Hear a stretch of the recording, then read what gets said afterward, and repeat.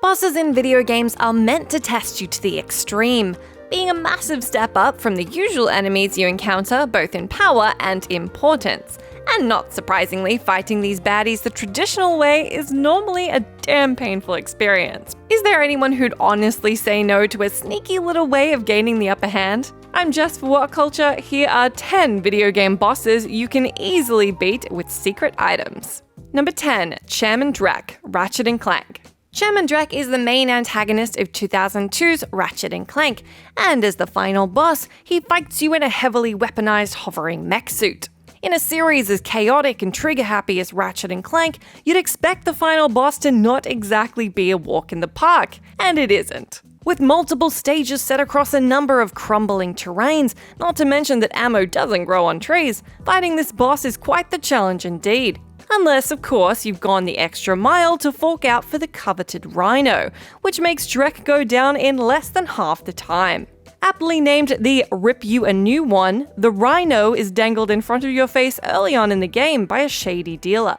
It'll tempt you instantly, but when you see that the weapon costs 150,000 bolts to buy, your smile will soon disappear.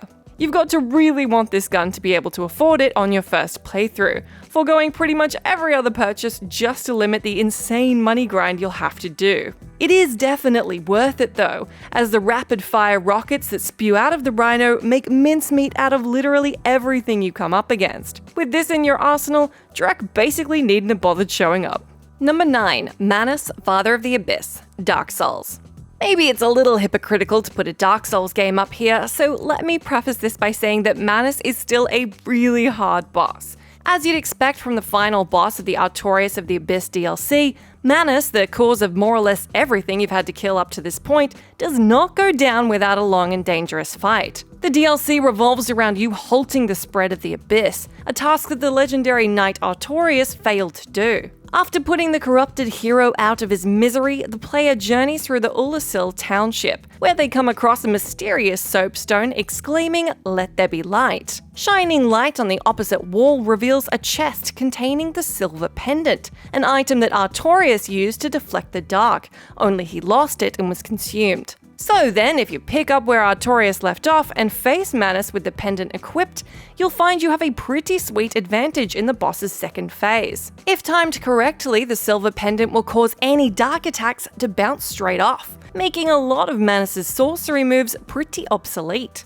That said, it is still a hard fight, so do not take the Father of the Abyss for granted. Number 8. Icon of Sin, Doom Eternal. Though featured in almost every Doom game to date, the godlike Icon of Sin makes his first complete physical appearance in Doom Eternal, where he is, quite fittingly, the game's final boss. While dodging his attacks and defending yourself against the hordes of enemies all around you, the objective is to blow off all of the Icon's protective armor, then go at his exposed flesh like there's no tomorrow.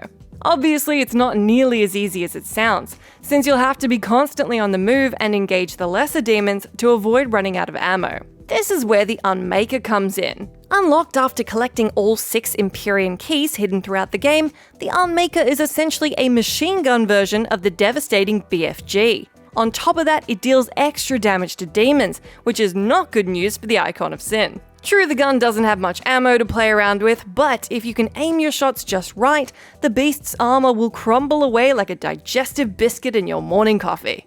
Number 7. NASHANDRA, Dark Souls 2.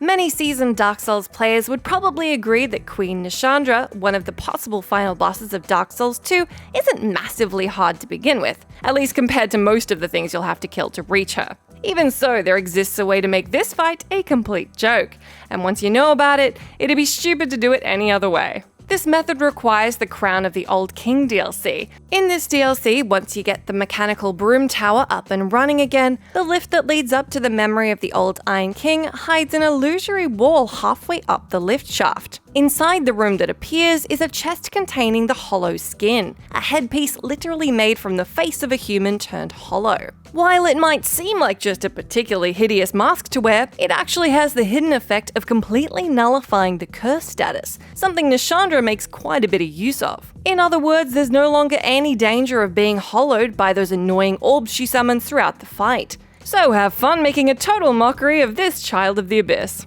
Number 6. King DDD, Kirby Air Ride. King DDD's appearance in the truly bizarre spin-off game Kirby Air Ride is little more than a cameo, but boy does it present a challenge you totally weren't expecting. One of City Trial Mode's most difficult endgame events is called Versus King DDD, which, as you'd expect, pits you against the king himself on a modified version of the game's wheelie bike. The small arena constantly spawns power-up items and weapons with which to dispose of the joyriding glutton. But even then, if you hit from the wrong angle just a couple of times, you can kiss goodbye to any chance of besting him. However, if during the City Trial free roaming before the event, you've collected 3 legendary machine parts from random red boxes, you may be blessed with obtaining Hydra, a devastating air ride machine capable of insane speed and attack power. Against King DDD, you barely even need to use power-ups as long as you can maneuver the ridiculously fast machine into the back of your opponent a few times. The only downside is having to charge the thing up again every time you get hit, but if you can tolerate that, this boss will be no match for you at all. Number 5. JENOVA-SYNTHESIS, Final Fantasy VII. Jenova, the alien mother of the game's antagonist Sephiroth, is a recurring pain in the backside all throughout Final Fantasy VII. The final kicker comes at the end of the game in the Northern Cave, where you're stopped from confronting your main adversary by an impromptu fight with the extraterrestrial's latest gruesome form, JENOVA-SYNTHESIS. Given that this is the game's penultimate boss, it's not surprising that it's pretty damn hard, especially since you have to fight another boss immediately after it. Of course, players are going to want to deal with this one quickly to preserve their party for the fight ahead. Knights of the Round, the most powerful summon in the game, can only be obtained in one of 2 ways. Both methods are ridiculously hard, but if you do get your hands on the Knights of the Round, you'll find that these 13 warriors can completely obliterate basically everything you put them up against. JENOVA-SYNTHESIS does not last long at all against this attack, making for a fairly short and painless boss fight. Then again, there is a major downside to this, as using Knights of the Round on Jenova increases the next boss's health by quite a hefty bit, so proceed at your own risk.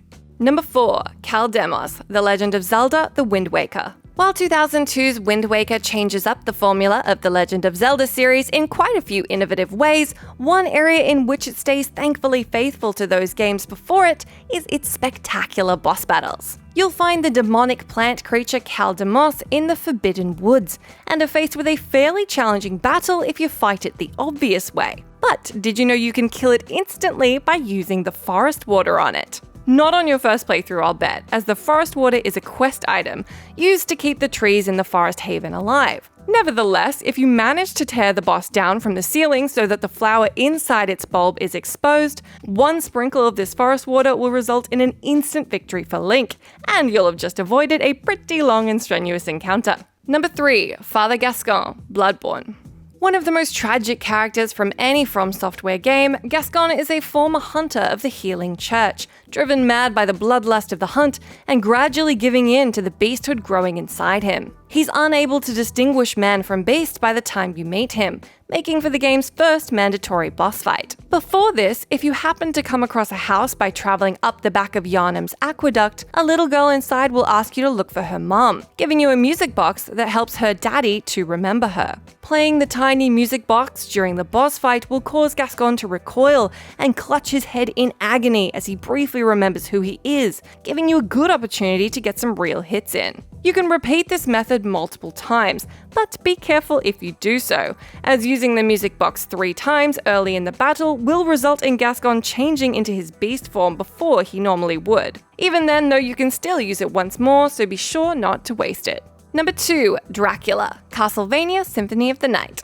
If you're going for the true ending of Castlevania Symphony of the Night, you'll notice straight away just how much of a difficulty spike the inverted castle introduces. All of the enemies are now different and really know how to hurt you. Compared to the final encounter with Count Dracula, however, those guys are just ants beneath your feet. One of these new enemies is the Shmoo, which, if you're very, very, very lucky, will drop a game-changing sword called the Chrysogrim, something you'll likely use exclusively from then on. The weapon isn't the strongest in terms of raw damage, but the fact that each strike hits 3 times and can be repeated at an amazing rate will decimate every single thing in Alucard's path. Now that's not to say Dracula will just bow down to you with this weapon, because you'll still have to put in a bit of work to chip away at his immense health pool. But if you play your cards right, you can conquer the vampire's horrific final form in less than a minute. Number 1. GIZAMALUKE, Final Fantasy IX.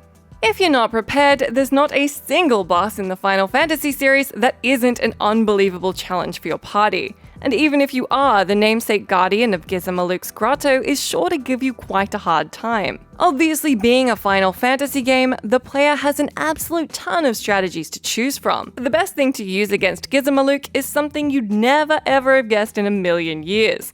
A tent. That's right, the items you pitch across the overworld to restore your health are in fact deadly tools in the Battle of GIZAMALUKE's grotto. And while true, the tent isn't exactly a secret item by any stretch, the sheer unthinkability of using it as an offensive weapon is absolutely a secret you probably could have done with knowing sooner. Using the tent on GIZAMALUKE will inflict it with silence, darkness, and poison, leaving it unable to perform many of its attacks, and with health sapping away from it every turn. It goes without saying that this method gives your party an extreme advantage in the fight, and all it took was a bit of weather-resistant fabric. Let me know down in that comment section if you know of any more video game bosses that can be easily beaten with secret items. I've been Jess for WhatCulture, thanks for sticking around with me, and be sure to stay tuned to us here for plenty more content.